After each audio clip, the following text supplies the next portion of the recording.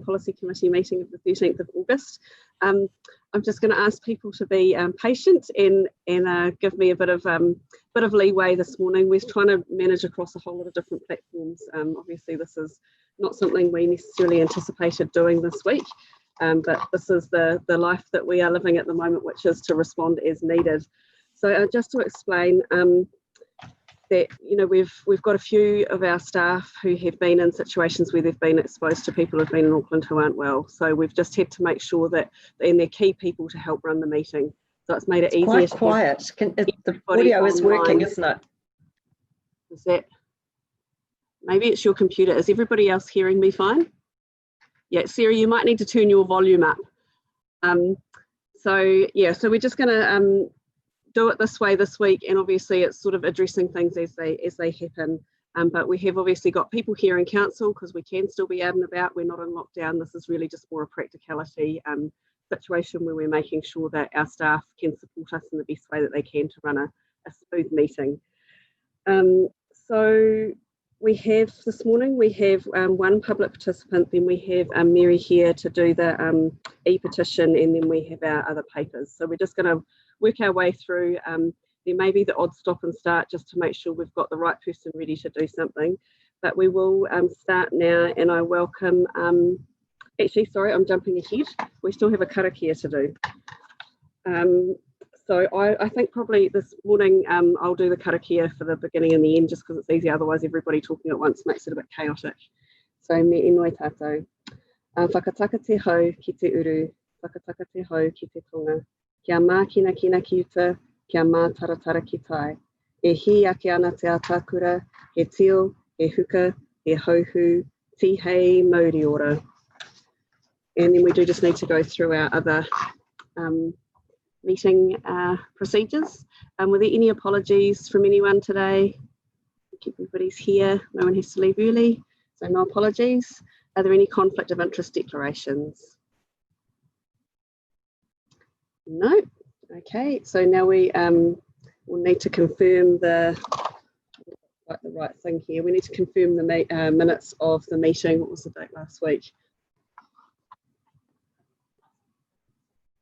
The 6th, so that we're confirming the minutes of the meeting of the 6th of August 2020, having been circulated, that they be taken and read and confirmed as an accurate record of that meeting. Do I have a seconder?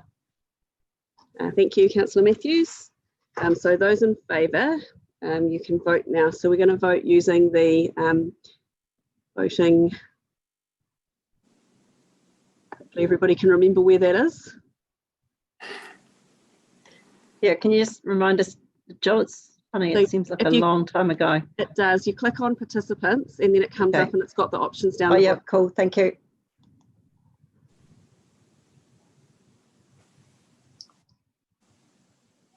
She's done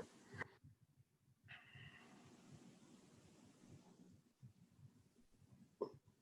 Okay, so that's unanimous. Thank you.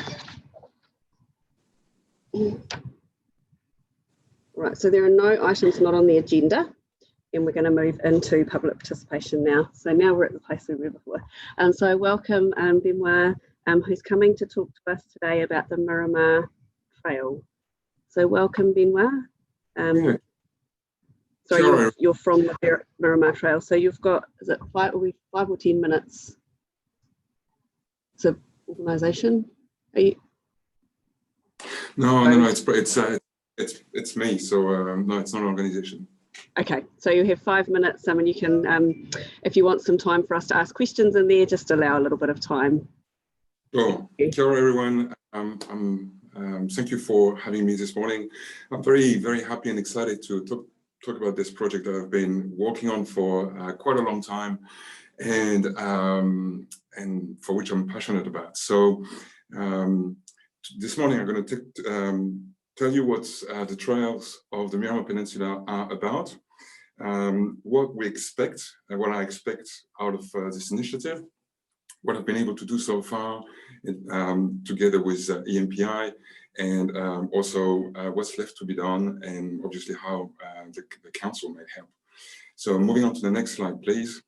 So as I said, this initiative is is really born out of my passion for this very, very special place in Wellington, but I think also in New Zealand. Just want to say that it's not driven out of, well, there's no intent to put any business activity at the end of this initiative. It's really from a volunteer to the, as a kind of a gift to the community to share a passion. It's also, I guess, built on the fact that last year there was EMPI who produced the overarching plan for the peninsula, and there was a clear message in there that the community, the people who live in the peninsula are passionate about the nature or access to nature on the peninsula. So out of that overarching plan and my passion for that place is born the trail of the Miramar. So moving on to the next slide, please. So what it is about, it's about proposing an experience for whoever is interested, locals, residents or visitors, to walk the peninsula from the southern tip, so from the Atatürk Memorial to the northern tip. And it's basically connecting existing trails to one experience. It's a certain kilometers walk, takes about 5 hours. So it's really a kind of, it's great if you have a day and you want to discover what's on offer here. But when we were discussing with when I was discussing with the NPI about this initiative, which I thought would spark their interest, there was this idea that perhaps there was an opportunity for 2 trails, one about nature, which would walk along the eastern side of the peninsula. From as you can see on the map, we will actually go all the way to the east, looking at the harbour, the entrance of the harbour, along to Scorching Bay, and then to the Massey Memorial. And then perhaps it would be a heritage trail, which would sort of connect all the cultural and heritage places of relevance on the peninsula for people to enjoy. So there would be 2 trails, one that has been, for which a draft is being proposed today, that you can see on the map here on the left-hand side of the screen. And there would be a heritage trail, which we are working on, that we are designing at the moment with the MPI. So moving on, I'll be talking about the nature trail solely, because this is the one we've been progressing. So the next slide, please. So what's there to see? I mean, there's so much to see. It's on the peninsula. It's hard to make an exhaustive list. But for me, of course, because it's predator free, there's so much bird life that is there to enjoy. There's some views of the Paekākā, so there's a bit of mountain views, especially in the winter. It's beautiful. There's a bit of snow over there. There's the view of the ocean south. For me, what's really something people take for granted and they don't really realize is that there's so many, all those houses that are perched in the hills are like tree houses. And it's, I think, especially in the models, in the discussions that we're all having as a city around planning for growth, the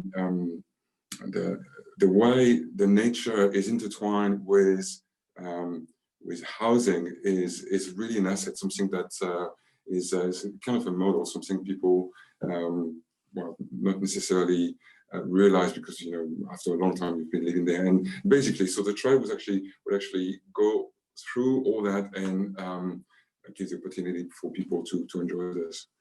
Moving on to the next slide.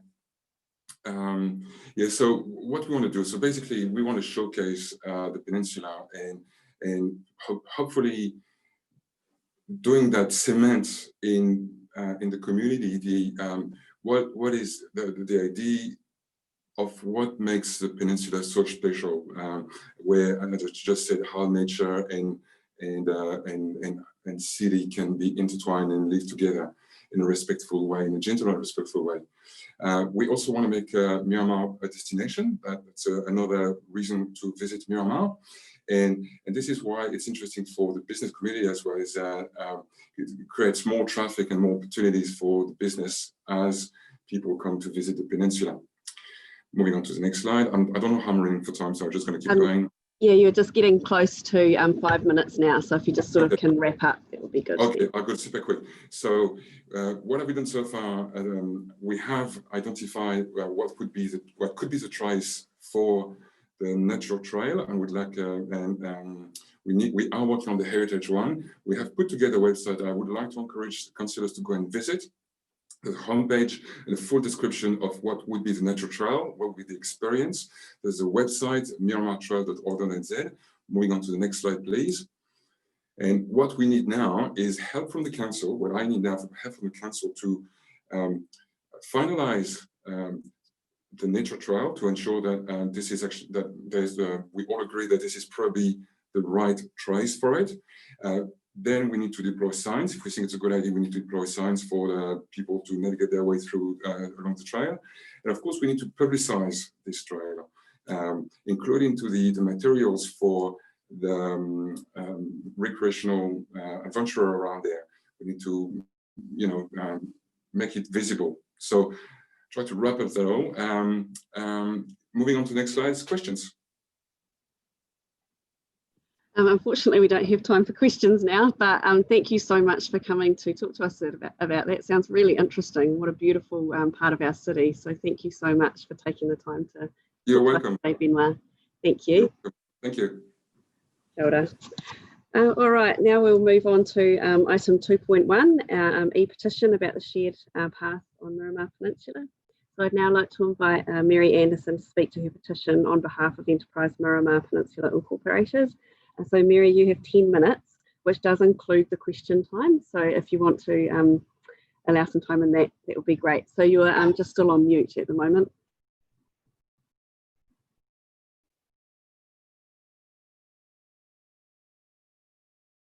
Okay, so am I unmuted? Okay.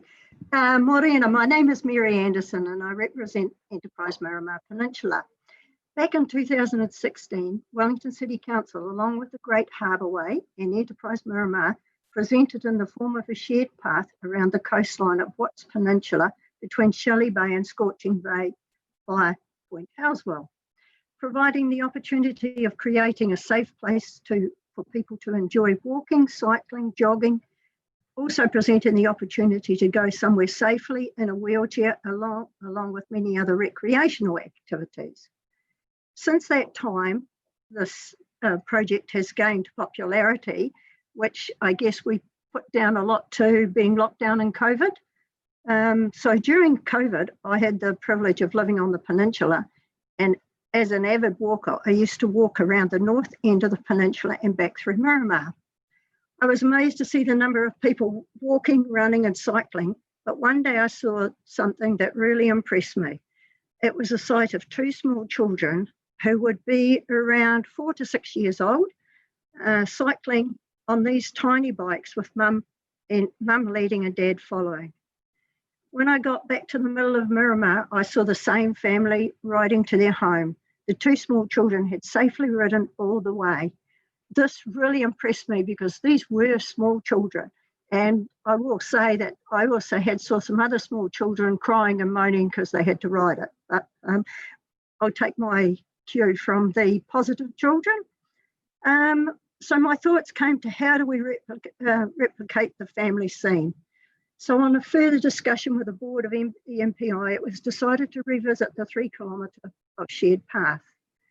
Being as the shared path will be shared by both cyclists, walkers, runners, joggers, wheelchairs, prams, all the different physical attributes, there will be potential conflicts, but a good design can overcome many of these concerns.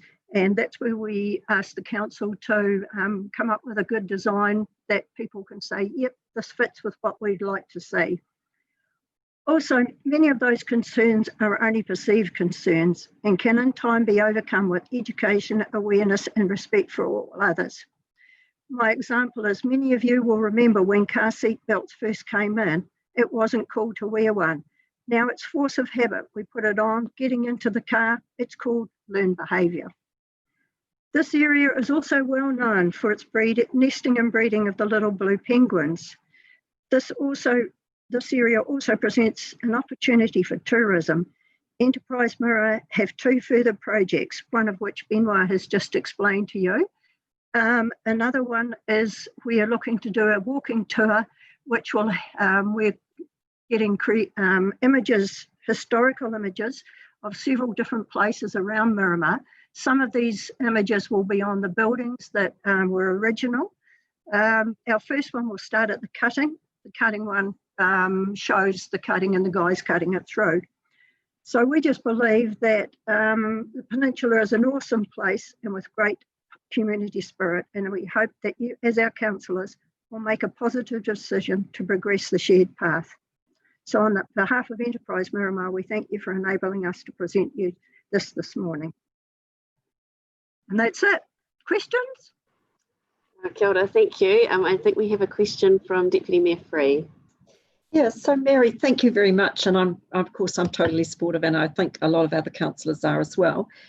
But I don't know if you realise we have actually put into the Innovating Streets Fund for this project, and we're actually anticipating hearing back quite soon. And I'm really optimistic that we will get funding for it, but of course we don't know for certain. No. So yes, so there is, I think, quite an appetite to do this, but we do need to go through the process and see where we get to. Do you have a question? So the question was really, did you realise, I guess the question was, did you realise that is the process we're in, and hopefully with an answer in the not too distant future. No, I didn't realise that. Yeah, but that's awesome. You know, that I think it's just such an important thing, especially if we're going to have to lock down up and down all the time like this. You know, it's great to see families out there. You know, it just blows me away, because I think it's so good for people to get fresh air and, you know, be able to see the sea and all the different things that happen around the coastline. Any further questions? Great, yes, there are. We have a question from Councillor Rush.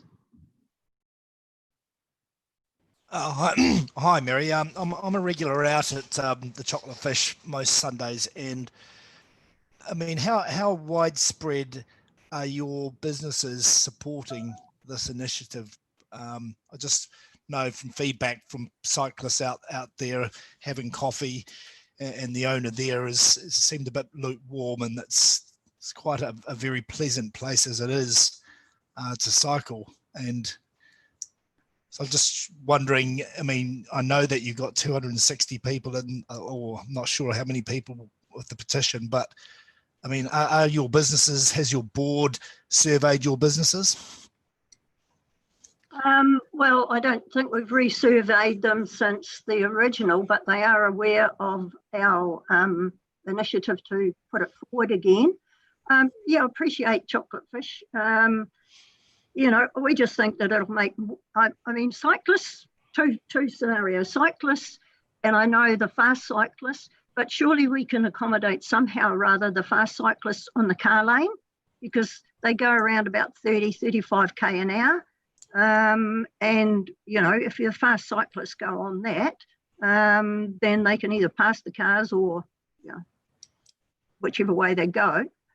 As far as, you know, the business Chocolate Fish, I think that it will encourage more people there, because talking to the electric bike people, they are really keen to perhaps, you know, maybe find a spot there that they can put electric bikes, and which brings more people. Yeah, possibly. Chocolate Fish in Shelley Bay, they're an associate member of ours. They're not actually a full member, but they do get all the emails. So we haven't had any feedback, but at the moment, I think the hardest thing with a lot of our members is they're getting fired so many emails. A lot of it, they just think, oh, yep, put it aside. And I think that's a bit of a problem at the moment. And talking to other bids, I think they all have the same. You know, we can get 2 or 3 emails a day. Yeah. Okay. Well, we will consult on this, I'm sure. So yeah. Thanks. Yeah. Thank you. Okay, I think we have a question from Councillor Foon. Kia ora, Mary, and also to Benoit, thank you so much for your presentation on Miramar Trail. I just want to show you that on my wall I have the Wellington Walks poster, but hard to see. And I know that, so I guess I just see this as a great tourism opportunity, as you've already described. So my question is, are you working with the Wellington City Council Parks team on this project? Maybe Sarah, you could, I don't know about the walking tracks with Benoit and walking tours. We've been trying to get some communication going between Wellington City Council and ourselves. We've presented our first image, but we seem to be a little lacking in response back to us. So I've tried the arts people, Amy. She's said she'll come back to me. I don't know where we can go first, but Sarah, I've talked to Sarah about as well. Not only the walking tour, but mainly the walking tour, I think, Sarah, to be honest. Yeah. Okay. Yeah, we'll pick that up, because I think this is an exciting opportunity, especially as we may be more localized again. Thank you for your work on that. Amazing. Thank you. Kia ora, thank you, Mary. There are no further questions, so thank you for presenting your petition, and we will now have Deputy Mayor Free will introduce the report, so feel free to stay and listen to the debate if you'd like. Okay, thank you. You're on mute, Deputy Mayor Free. I haven't actually got it with me, unfortunately, because I was thinking we were going to, sorry. Yeah, okay, so. Sorry, so you're introducing the E-petition, so you know what the E-petition. So I don't have papers because I didn't think we were I was going to be using my computer like this, but I will bring this petition to the table. I obviously commend it. I think that this is a project which we've been aware of for some time.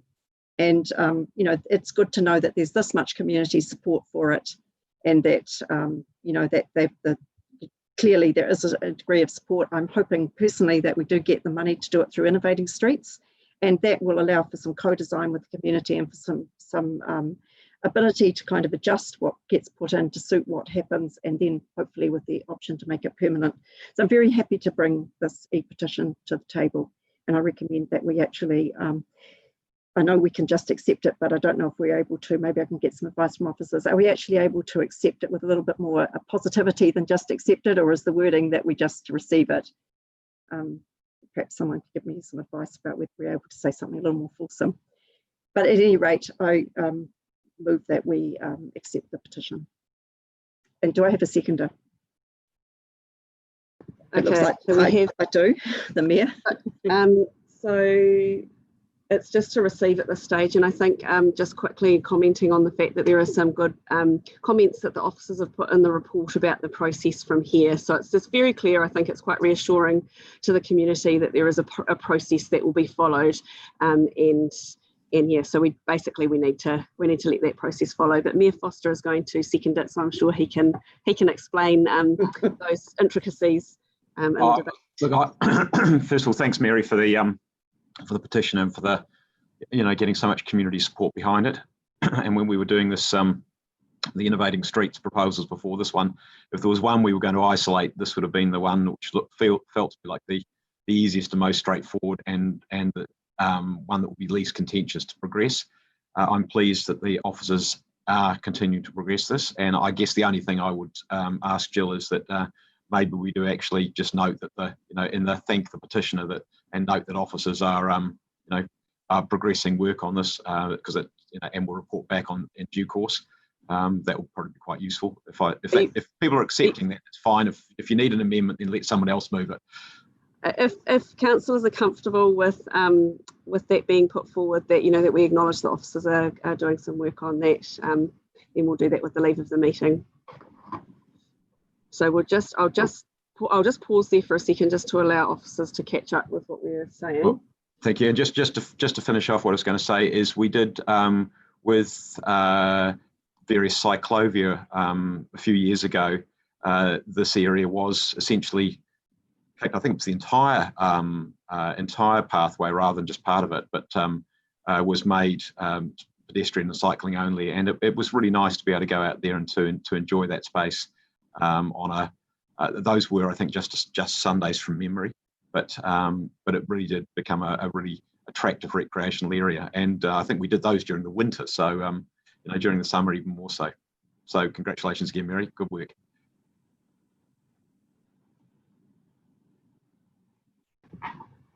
We're just going to pause for a second. This is where it gets hard doing it online. I just want to confirm something with officers just around that amendment, just to make sure that we're being clear and we're covering it off. So if you can just, we'll adjourn for about 2 minutes, just hang.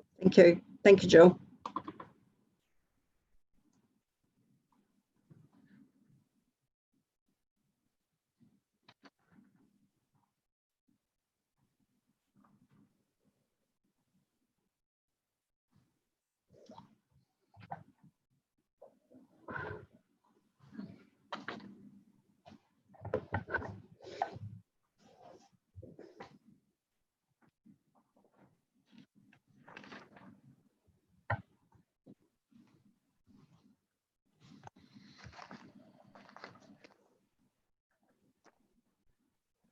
It's totally fine.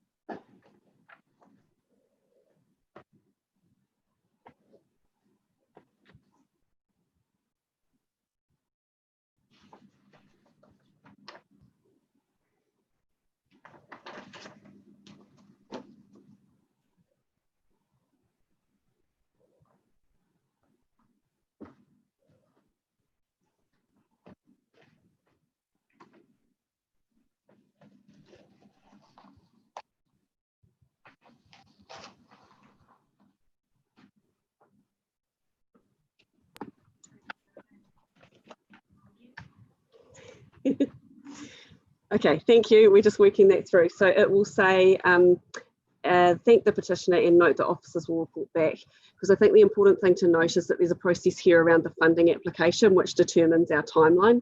So we need to have that funding known before we are working through the next part of the process. So I think it's hard to put a timeline on that, but I feel very assured with what officers have said that that there is a process being followed, and obviously the Mayor and Deputy Mayor will be keeping a very close eye on that and making sure that it's progressing. So I think I'm happy with the leave of the meeting to suggest that that is the recommendation. Cyrus or whoever's organising that, can you put it up on the screen just so we can see what it is? Oops, disappeared. It came up very softly. I can see it. Can you see it? Okay, good. I couldn't before, so it threw me a bit. Okay, great. Right, so what we'll do is we will, is there any further debate on this paper? Councillor Rush. Yeah, I just really want to reiterate, this is not as widely supported, I believe, as perhaps is being summarised in the officer's report. The feedback I've had is that this will actually make things much more confusing for cyclists, and that this is not a problem that's, this is a solution to a non-problem. But I have a lot of respect for Enterprise Miramar, and I know they're very thorough, and I broadly support what they do. So I will be looking very carefully, but I do want to make sure we engage with our with all the stakeholders. That includes the Wellington company. Right. Okay, Councillor Young. Councillor Young? Yeah, so I just took a while to this technology. I just wondered whether there is a group of people, including the founder of the Wellington Sculpture Trust, who are very keen to put in a sculpture park on Watts Peninsula. I just wonder whether the two groups should work together, because sculpture parks have been hugely successful in other parts of the world. and they're not asking for funding from council at this stage, and I believe they can probably get 4 sculptures up without any help from council. So I just thought that perhaps perhaps the enterprise Miramar Peninsula Incorporated could perhaps work with the Sculpture Trust. And Mary, I'm very happy to send you their details. I'll put you in touch with them, perhaps. One of the people is Neil Plimmer, who's had a huge role in the arts in Wellington. Can I just update on that? We're actually been working with Neil. Oh, good. You know, for the last few weeks. So we've good. Excellent. Excellent. Yeah. Thank you. Thank you. So we have a kōrero from Councillor O'Neill, and then I can see Councillor Sparrow. One moment, so Councillor O'Neill. Cool. Just very briefly wanted to speak to the tabling of this paper and start by thanking Mary Anderson and other members of EMPI for their advocacy and work on this shared path, and equally fellow ward councillor Deputy Mayor Sarah Free for her work in this area as well. Just to quickly note that when this proposal was put out under Innovating Streets, it was one of the most popular proposals, and it had 73% support from all submitters. And just to reiterate what a fantastic opportunity this is, and I'm really happy that this is proceeding through the channels with NZTA. But again, to thank you, Mary, for your work on this as well. Kia ora. So we have Councillor Sparrow now, and then Councillor Foon. Yeah, I'd just like to say that I think initiatives like this are great. So thank you to the public participants this morning. Keep up the good work. But I do have a question, very quick question, someone may be able to answer, and that is, do we still have the Cyclovia events each year, or are they part of the past? Well, what I'll do is I'll get Deputy Mayor, because we're actually in debate now, I'll get Deputy Mayor Free to respond in her right of reply. Okay, so we'll move on now to Councillor Foon. Yeah, kia ora, Mary, and I also just really want to welcome this petition as extra endorsement for great places to go and things to do in Wellington. I think that in Wellington, we really champion our culture and our creativity.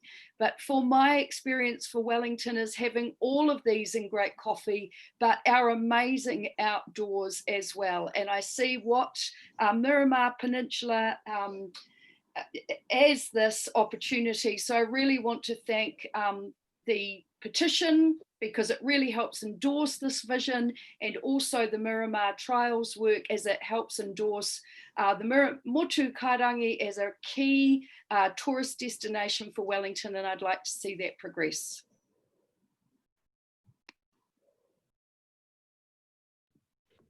Kia ora, thank you for that. I can't see any other people wanting to speak.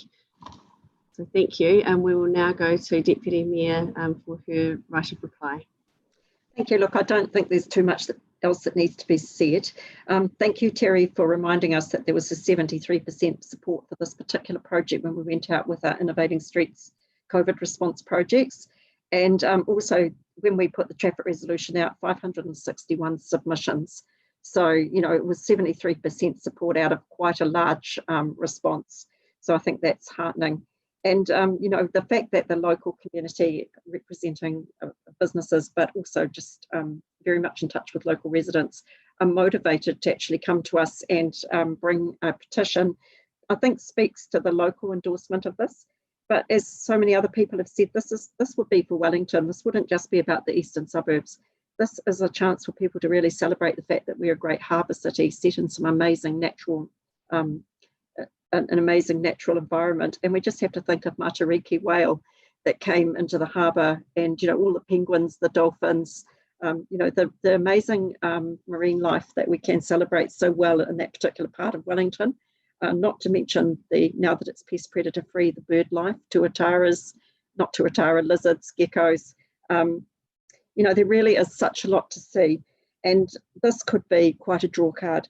The Cyclovia was great and people loved it, but it's quite expensive setting it up just for a weekend. It cost about $11,000 one year for the traffic management.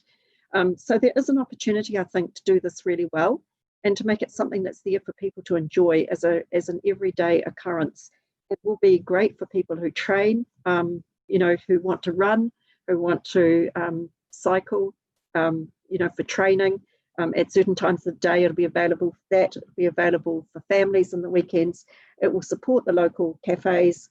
It will just be, I think, a real asset. So I'm hopeful the government will see it the same way we do and supply the money. If they don't, I guess that's a bridge we cross as to where we would go if that didn't happen. But I'm really optimistic it will. So thanks again to Mary and to the Miramar bid and to everything that's been said. I'll just put it to the vote, I guess. Is that what we're doing? Yeah, well, kia ora, thank you very much for that. And yeah, thanks again, Mary, for coming today to bring this to us. So councillors, we will now put this to the vote. And just to remind you, that's in the participants part. Oh, people are voting quickly. It's quite exciting. You can see the numbers going up. We've just got 2 more people to vote.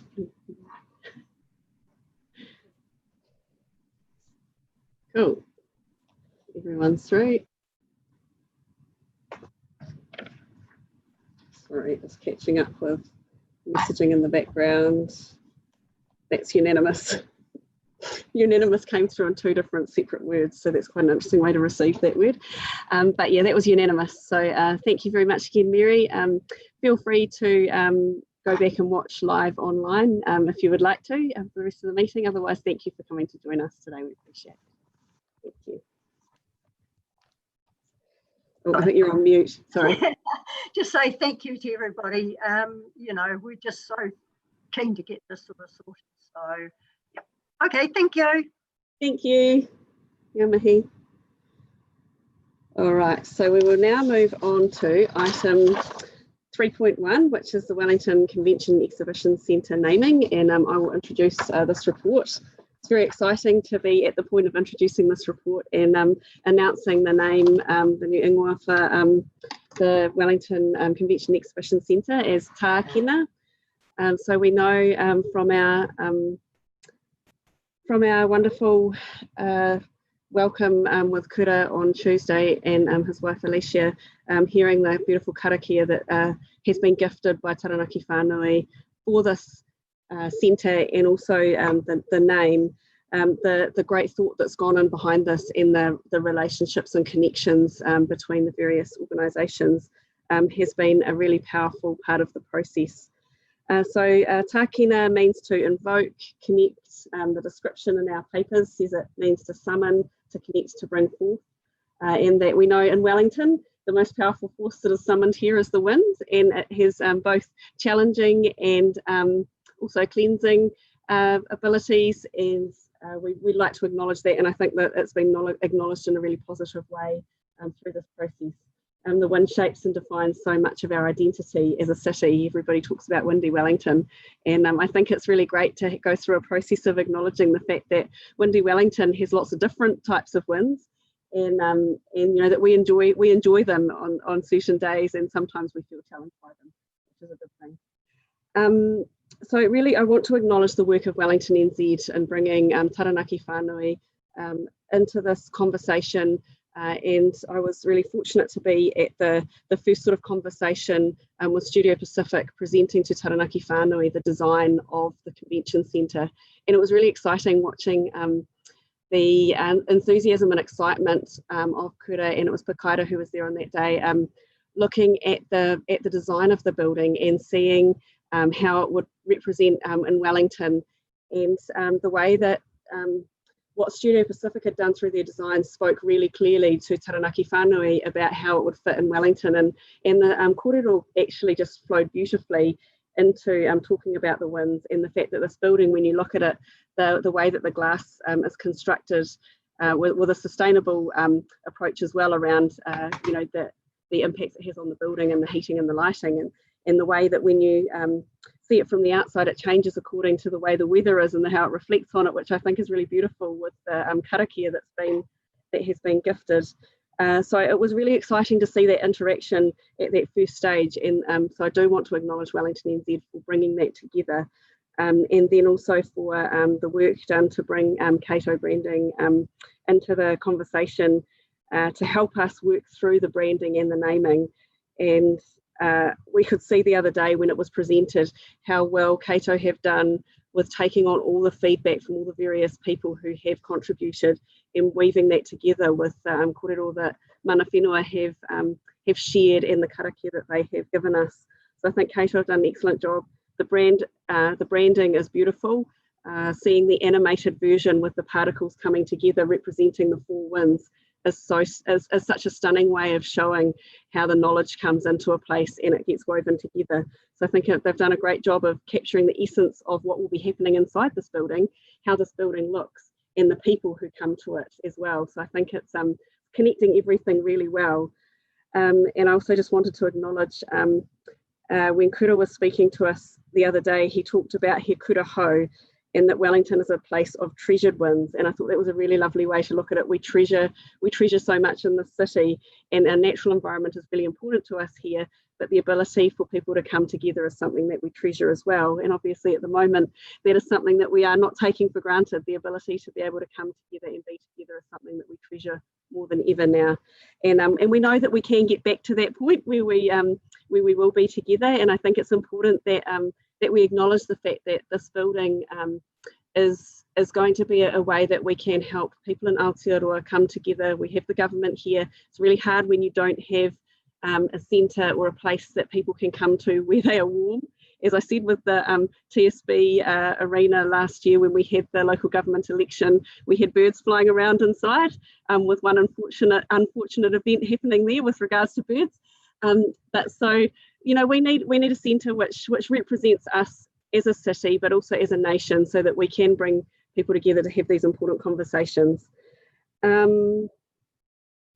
think that's all I really need to say now. And I think the Mayor is going to second this paper, and I can't imagine there'll be a huge amount of debate, because from the interactions and the conversations I've had with my colleagues, people seem to be very supportive of where we're at with this. So I'll hand over to you now, Mayor Foster. Kia ora, Jill, and thank you for that lovely kōrero. I just want to start off by saying ko tākina tēnei whare nui. So this is, I think it's a great name. I'm delighted that we've got to this stage. Obviously, we had a little hiccup earlier when we tried to have the same name as what our cousins across the harbour's event centre facility. But look, it's fantastic to be at this stage, and I just wanted to, because we are in this environment, to say some of the things, or similar to what I said on Tuesday when Kura was here to present the name and the karakia, and I thought did that absolutely beautifully. So I wanted to express my thanks to Kura and to Alicia for their work that they've put into what is a beautiful karakia. And to me, it's about telling the story. It's not just a name, it's a story behind a name. And I think that that's the lovely thing. And I think really that speaks to what the Convention and Exhibition Centre is all about. So Tākina Wellington Convention and Exhibition Centre, it's a place where we will tell our stories. And obviously in an exhibition centre, it's very clear that you're telling stories. But in a convention centre, you're also telling stories as well, because people come and engage and have conversation about big issues, about challenging issues, but go away having met new people and renewed old friendships, and also have learnt new things. And that's what this is all about. In fact, that really speaks to me really strongly about what Wellington is all about as well. That's why we're here. We're here because many, many years ago, we were chosen as the site for Parliament, as a place to have those big national conversations, because we're in the middle of the country, because we're relatively easy to get to, and that's still the case. And that's one of the reasons why having, and I know we have our critics of this in our community, but that's one of the reasons why this is a strength of Wellington City, of having a place to have these conversations. And that is what Tākina, the Wellington Convention and Exhibition Centre, will be all about. I also wanted to place on record my thanks to Cam and the team from Cato, because I think, you know, sometimes you wonder how people do this sort of envisaging of what a name is and where it comes from, but you can see where this one comes from. And I think that they've displayed that beautifully. I love the logo. I think it looks absolutely brilliant. It's got that dynamism and that movement. It speaks to wind and dust and all the things that are in Kura's Karakia. So I think that is fantastic too. I think also that the building, we as a council, previous council, decided that we would invest more than more than just a basic building, that we were going to do something that was going to make it a special and iconic building. And I think, Jill, you've spoken to that a little bit, just the design, the materials, it's going to be something which will be genuinely iconic. And I think that's really important for any city, that people can show a picture and people say, that's Wellington. And the more of those buildings that we have that speak to Wellington, I think is really great. It adds to our sense of place. It adds, and it becomes a vital sense of who we are, and also of how we present to our manuhiri, to our visitors. You mentioned wind, which is a really strong theme in this name as well. And it was interesting to reflect on there was some publicity, I think, yesterday in our local paper about some word clouds that people used. Some of our young people and our young professionals used to describe Wellington, and wind was a big one. But what was really great was that they were just so overwhelmingly positive about our city, that all the kinds of things that they loved about diversity and creativity, compactness, easy to get around. So there were lots of really, really great things. There were some challenging ones about expense and things like that, but there were a lot of great things as well in what they had to say about our city. Just to finish off with about the building itself, because I think it is important to say that because of some of the dialogue that there is in our community. I've had the pleasure of visiting the building and seeing the progress on it. It's out of the ground now, which means the hardest bit is done, the most difficult bit is done, the riskiest bit is done. It's on time, it's on budget, and we're working there with, as our contractor, we have in LT McGuinness, I think one of the top contractors around. They've always produced really, really good product, and I'm delighted by the progress that they're making. And what I'm looking forward to is seeing the building rise out of the ground. And as the building develops, as we get closer and closer to opening day, we will have a lot more stories to tell, a lot more announcements to make about how it's going to be operated, about the bookings that are coming in, about the exhibitions which are coming in. And I think it's going to be very, very exciting for our city. So delighted to second, and thanks again to everybody, all the team, Danny and the team, Kerry and the team, and our council as well, for getting us to the stage with a new exciting name for our Convention and Exhibition Centre, Tākina. Kia ora, thank you for that. Deputy Mayor Free. Yeah, look, I was actually really humbled and touched by the care that's gone into selecting this name. And although we may have had another name in mind originally, I think it's a bit like when you name your child, all the other names that you might have called it disappear into insignificance. And I think this is a very fitting name and a lovely name. I love the logo. I think it's amazing. And the whole thing about naming it is now it sort of seems to be a reality, and it's going to happen. And I think it's incumbent on us to actually make the most of this opportunity. We got this land. It was in the perfect spot. It's got such synergies with Te Papa. It's got such synergies with what we want to do about improving the whole experience around Courtenay Place, the way that it can revitalise and actually add to that part of our city. And I think it's a mark of faith in our city going forward. We're not building this for the difficult times that we're in at the moment. We're building this for the next 20, 30, 40 years. And we've got to bear that in mind. And even in the midst of COVID, it occurred to me that while conventions may be less important, physical conventions may be less important, actually exhibitions are going to be more important, because some of us won't be going to see these wonderful things in other parts of the world for quite some time. And I think about what was able to be presented at Te Papa in the way of the terracotta warriors, and that whole experience that we were able to have in Wellington of something quite unique and special. We didn't have to go to China to see those amazing terracotta warriors and the other treasures that they brought. 25 national treasures from China were beautifully exhibited at Te Papa. But this will be so complementary to what's able to be offered at Te Papa. We'll be able to bring the world to New Zealand for people to experience who won't necessarily be able or want to travel for quite a few years. So, we need to be talking this up. It's the gift of the name reminds me of the actual opportunity we've had. At the moment, we're in the middle of difficult things where people are asking us, why did we build this instead of a new library? We made this decision in slightly different times.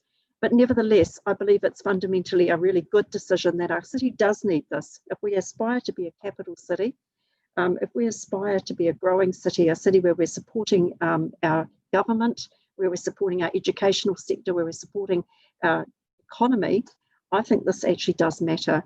And I'm really, really thrilled and pleased that this is something we're able to do today, to accept the gift of this name, which has been so carefully thought through, and the story behind it has been so wonderfully explained to us. Thank you.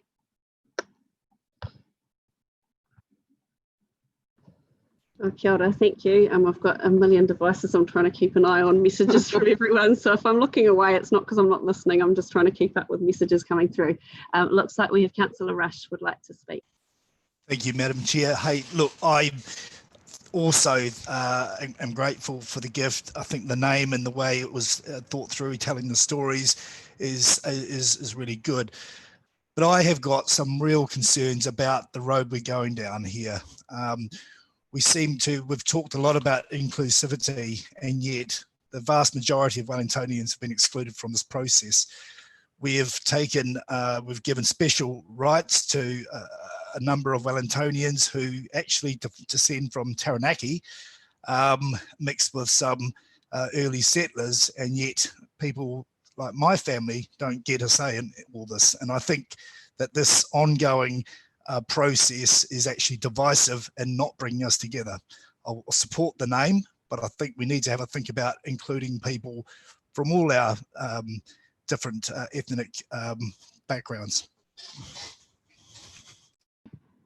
Thank you. So we've got Councillor Pennant and then Councillor Matthews and Councillor Fitzsimons.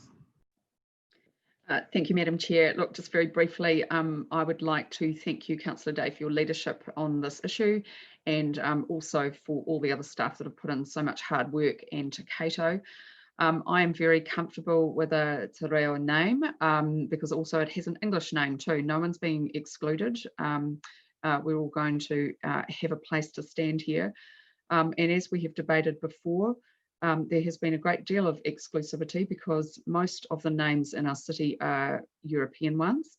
In fact, the Māori names were sometimes even extinguished. And what this process is about is not about, saying one culture should dominate over another. It's about just saying we're going to have a balance of names. We're going to honour our treaty obligations, and we're going to celebrate the fact that we actually have a rich and diverse culture and history, and that is only a positive thing.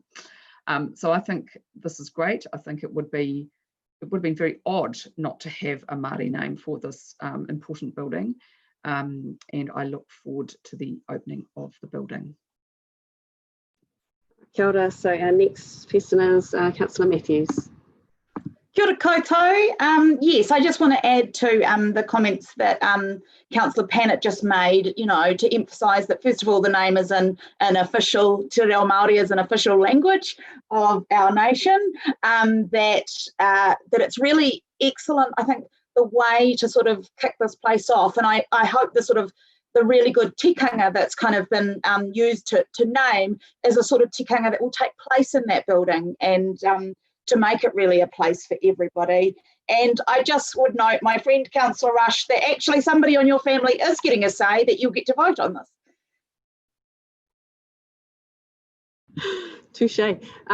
Councillor Fitzsimons. Yeah, I just want to support those comments that have been made, and also acknowledge the leadership of Councillor Day. And I just, Councillor Rush, you might not be aware, but when we agreed to the Tito Ihu policy, there was widespread consultation among Wellingtonians, and actually a huge number of them came along to the council and said that they were very supportive of this approach to making sure that we acknowledge the Treaty of Waitangi and the colonial past, and the hurt and the undervaluing of Te Reo Māori that's happened in Wellington. And the Tito Ihu policy is the reason that we are now looking at such special names like this, and that we're being gifted them. So rather than a lack of involvement or consultation from Wellingtonians, there's been overwhelming support from Wellingtonians for this, and also they have They came. The room was full when we agreed the Tito Ihu policy, which is the framework for deciding names like this. So I'm personally so grateful to Mana Whenua for giving us such a beautiful name, and for the message that sends to the people who will come to the convention centre and who will come from overseas and who will get a flavour and a taste of New Zealand history when they do that. And I know that the name and the logo will be central to the materials that people are given when they attend conventions here. And I think that's a very important message about New Zealand history and also about Wellington. Kia ora. I will do a quick round of reply because a couple of things have come up.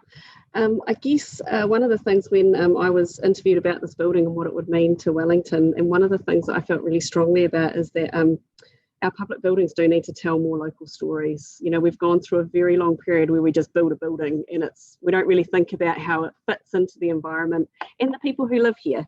And even more so, we have very few iconic buildings that actually speak to our history.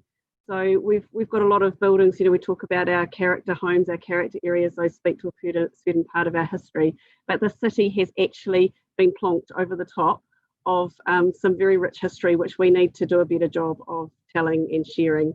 And also when we talk about the history, what we're doing is we're taking Aotearoa into a contemporary context where Māori is very much acknowledged as a founding part of our communities, because that is where this country started from. And I do agree that many names were extinguished. On our next paper, we're going to be talking about another name, and also the fact that we have many parts of our city which did have beautiful names which no one knows. And through going through this, we get to talk more about that and learn more. And I think, thank you, Councillor Matthews, for your acknowledgement of the tikanga, because that is really important. This building is actually this is not just a name, this is actually representing relationships and a way that we want to move forward. And that through that process, we're actually going to see a building which has visual representation, both inside and outside, that shows that relationship and the understanding that we have about our environment and the people who live here. We are a dynamic city, and this actually is to me feels more dynamic than a building where we put someone's name on it who maybe wasn't even part of that process. You know, this is actually very meaningful. And Councillor Fitzsimons is correct. When we implemented the Te Ihu policy, we had huge feedback. The engagement that we got through the process was actually unprecedented for any policy. You don't usually get that sort of interest, and we got huge interest with people telling us that we needed to actually do more. They did say, bring us with you. That was one of the big messages, don't leave us behind. And actually through doing things like this, what we are doing is bringing our communities with us, because everybody can engage with this story. This karakia is meaningful to everybody in Wellington. And I just wanted to also comment on the fact that when we're looking at the representation and the fact that people potentially haven't been included, or this name is exclusive, is remembering that our city is made up of lots of different parts. But when you look at the whole, what you see is not much te reo Māori across our city. So what we're doing is we're taking another step to try and bring things into some more balance. If we're not losing anything by doing that, we're gaining. So what we're going to do now is put this to the vote. So you know how to do that in the participants area.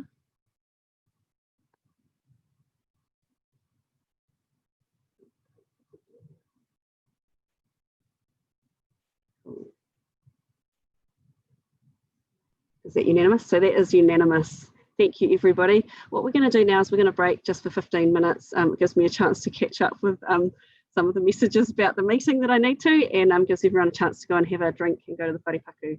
So if you can come back at 11:15, that would be great.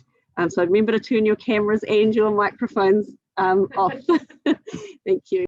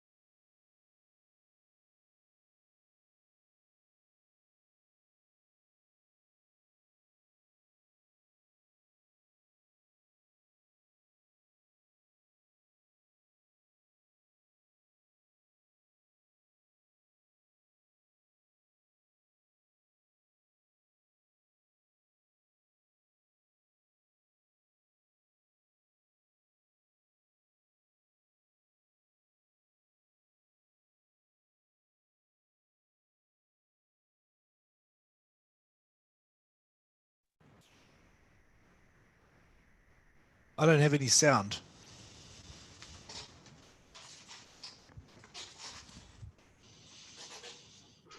I think you do now. I just heard you. I do. Thank you. It's Jill that needs to unmute. Oh, I see. Can't hear you, Jill. Well, kia ora anō. Just waiting for a couple of people to turn on their cameras. So Deputy Mayor Free, Councillor Calvert.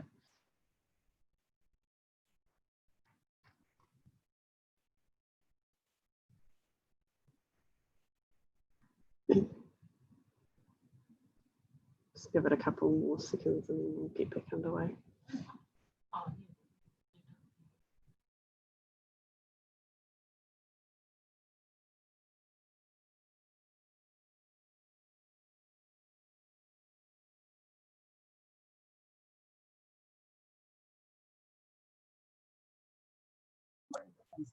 I think we might just get underway. We've only got 2 people who aren't here, so we do have a quorum. So we are now moving on to item 3.2, which is the gifting of the name of Paekākā, which I will introduce. So as you will be aware from reading the paper, this name was gifted to us last year, 2019, around Te Wiki o Te Reo Māori from Taranaki whānui. And the name refers to an area that is, it goes along the Paekākā, which is the stream that goes through there. And as people will be aware, it refers to the realm or the perch of the kāka. So when Māori lived here before Europeans, it was a place where they could get their food, which was kaka, because they were in plentiful supply. And as we can see, when we create an environment which is friendly for our birds, they do come back. There are many kaka around this local area. And in actual fact, when we were engaging with the organisations last year in this precinct, in this area, to talk about this name, we got lots of wonderful stories about their experiences of the kaka in the area. From the Met Service, they said the kaka are now perching and sort of nesting in part of their building. So they felt quite an affinity with the kaka, which was really lovely. And so they really welcomed the name. And so all of the organisations within that precinct have had really good engagement with council.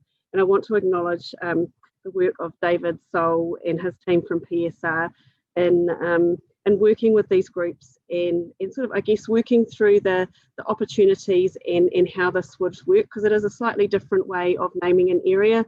We haven't renamed a particular place or organisation. What we've done is we've named a precinct so that all those areas can define themselves by being in the Paekākā area, so Ki Paekākā. So we'll have cable car, Ki Paekākā, Met Service, Ki Paekākā. So it's really lovely. It sets them in a space and tells a story through that process. And I also want to acknowledge the Te Reo Poutama team, Naki Karu, for your work on helping us to navigate this process, because it has been a slightly different process given that we have the Botanic Gardens in this area, which is a significant place for our region. People around the region enjoy coming to our Botanic Gardens. So working with all of the different organisations and then also with mana whenua was really important. And also just want to convey that the Love family, who are Te Aotearoa Taranaki whānui, want to share their support and their blessings for this name. Huniana would have loved to be here with us today, but she is busy with other kaupapa. But she really did just want me to share and reiterate that they're really happy about this and that they look forward to more opportunities to be able to bring these names back. And when I say bring them back, these names were widely known. And it wasn't actually that long ago that they were widely known. So it's really exciting to be starting this process. And also I want to acknowledge the fact that one of our recommendations is that that we will agree to making this name official through the New Zealand Geographic Board, which is really exciting and really important, because there are so many parts of our city that aren't actually officially acknowledged, and this is a really good process to go through. Just following on from our debate before just about te reo names and the city and what we see, I thought it was worth sharing an interesting fact that there's been an audit done of our city streets, and only 12% of our street names are or could be known as Te Reo Māori words. So it's actually incredibly low, which means that every time we do this, it actually does have a significant impact on the overall picture. And so there are some opportunities coming up in the future to look at a street name and then some other localities, and some of those are actually about correcting the record. And I know that Rebecca Matthews has been very strong on promoting the correction of karori to kaharori. So I'm looking forward to that one being progressed at some point. There's a bit of a process that we have to go through because it is a suburb.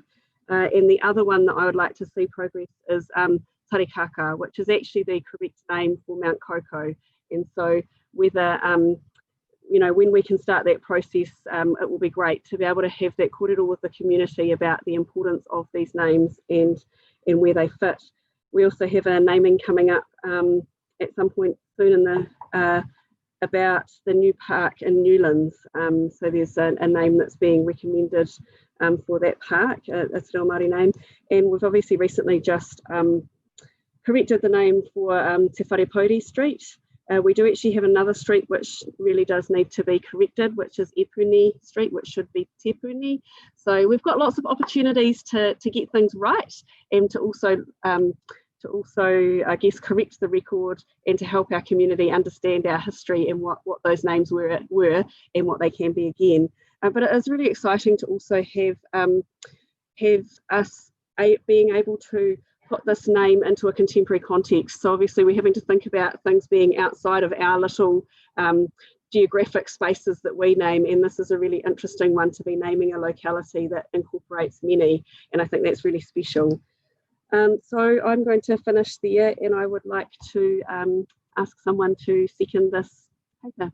Councillor Paul, would you like to speak to this? I might with my rights for after the other. Can't hear you. Oh, what about now? No, can't hear you. It's a bit strange. No. Have you got something plugged in? Or? I can hear her. She said she's going to reserve her right. Yeah. Yeah, but I could hear her. Oh, yeah. She's reserving her right to speak. That's great. We've just got a message coming through. So what we'll do is we'll go on to, would anyone else like to speak to this? And then Councillor Paul has sorted her audio. We can hear what she has to say. Everyone else can hear me. I can't hear you. But everyone else can hear me. Sorry, it's my fault. I can hear you now. Oh, yeah. Yep, cool. Off you go. Do you want to speak now or do you want to reserve your right? I'll reserve my right. Great, thank you. I can see Councillor O'Neill wants to speak. Yeah, just really briefly, similar to the name, the gifting of the name that we spoke about before, how special and how privileged we are as a city to have these relationships and members of our local iwi coming forward to share stories of the area. I was very fortunate to have rediscovered the beautiful suburb of Karori and the nature surrounding our botanical gardens, and just to be able to kind of enjoy and educate myself over lockdown around our beautiful native birds in the area. And since it is one of my favourite places to walk, and you will notice the different groups of friendly kaka families that sit in the trees there, and it is it's certainly a place to go. It's one of the first places that I take people in Wellington as a free and accessible location where you can teach and tell history, and I think that's something that's really important as well, and just to kind of acknowledge the significance of our privilege in Wellington and our fortune to have those relationships there, and to acknowledge Councillor Jill Day and Councillor Paul for their advocacy, and Councillor Rebecca Matthews, and to acknowledge the work of the previous council as well. I know that this was something that garnered a lot of attention and something I'm really proud to be a part of this year.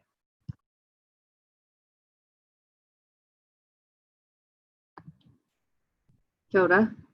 Is there anyone else who would like to speak to this? No? Okay, so Councillor Paul, we'll go back to you. Apologies for my oh, sorry, Councillor Rush would like to speak. Yeah, you may have put it down. This is a bit different from the previous debate, but some of the themes, I guess, are still relevant. You know, I celebrate the history. My family's quite rich in the Wellington area, as you know, and what we don't seem to get is necessarily an accurate view of the history.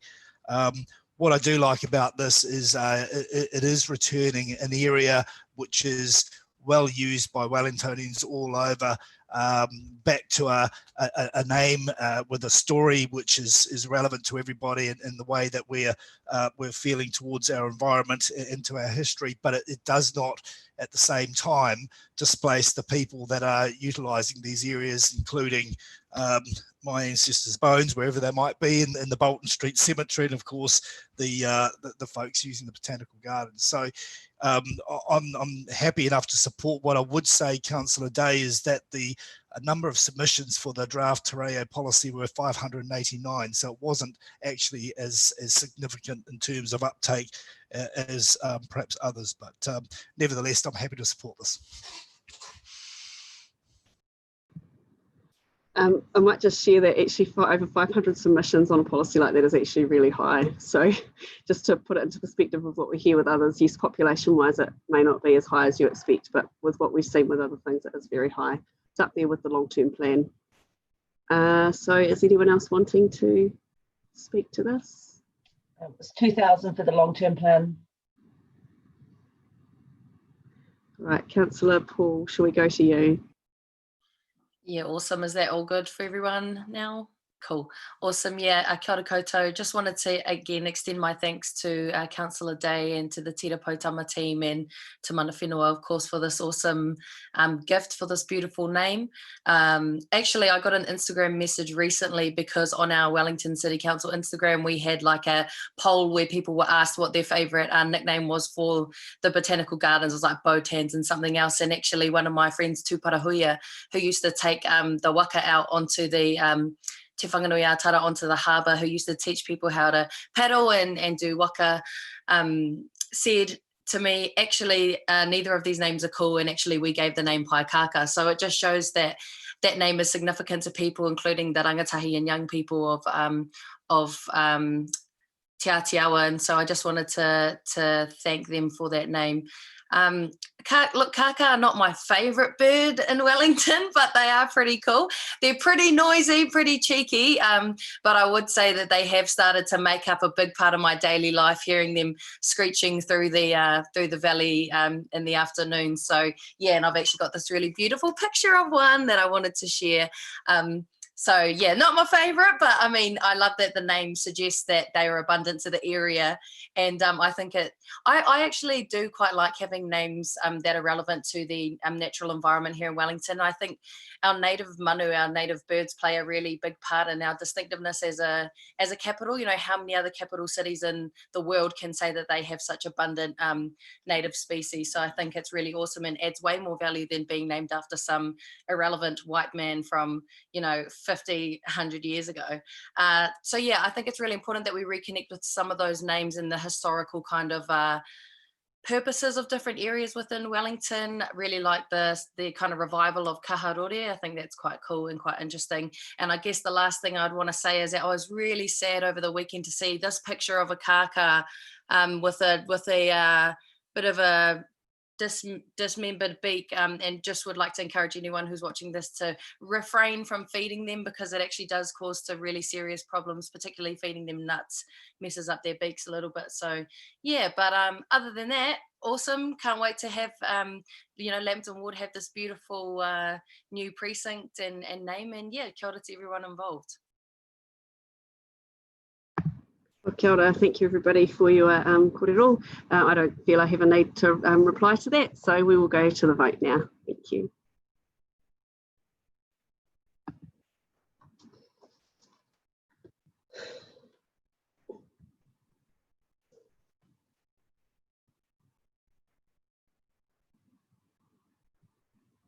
Voted.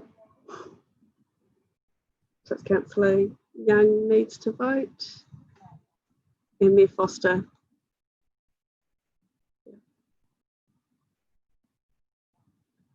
Mayor Foster, can you vote? I think he's...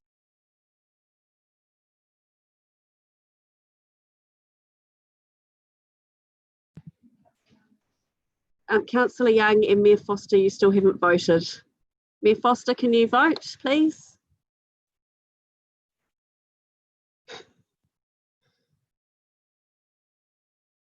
Here we go. Looks like he's about to vote. Thank you.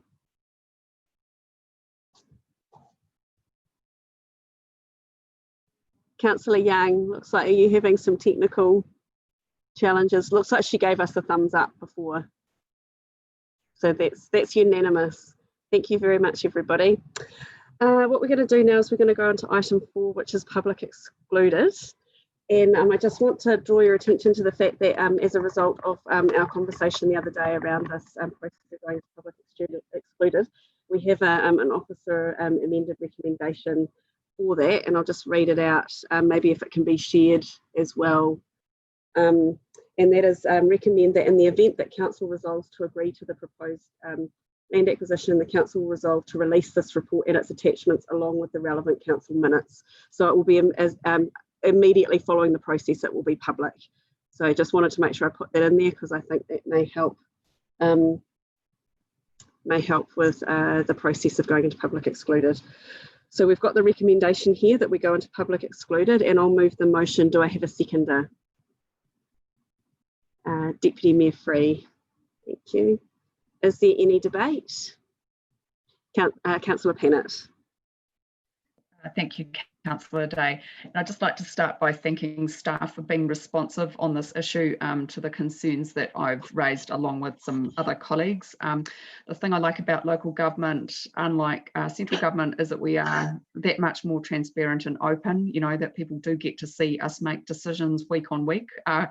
Whether they find it interesting or not is possibly another matter. So I think it is particularly important where we are talking about public money to be clear about where it's going and how it's being spent. I'm possibly a little bit uncertain about still saying this should be in PE, but I think in this case I will, but I do want there to be a bit of further discussion. And would like to thank staff though for saying at least that these decisions will have a high level of scrutiny going forward. I think very helpful, particularly where it's government agencies involved, and you know that I did have some concerns about a previous discussion. Thanks very much. Thank you, Councillor Pennant. I appreciate your leadership on this too. Thanks for being you know, really thoughtful about the process, and challenging that is important. So we will now vote.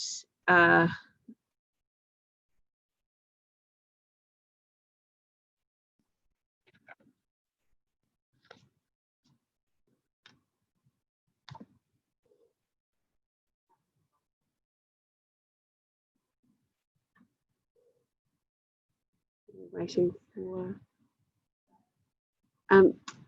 Mayor Foster, can you put your vote through, please?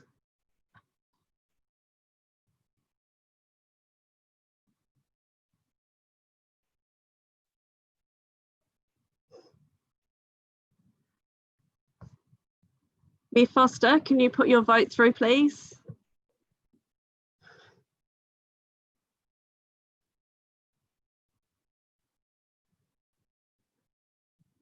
Deputy Mayor Free, would you be able to pop your head round? I did last time. Look, I would actually probably suggest it's a minor matter this time because it's going to be by majority. So, or do you think it's worth the?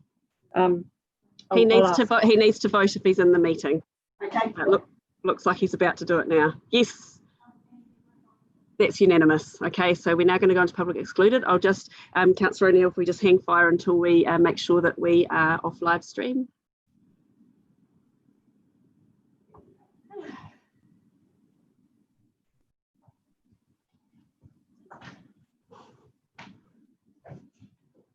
Thank you, Deputy Mayor Free.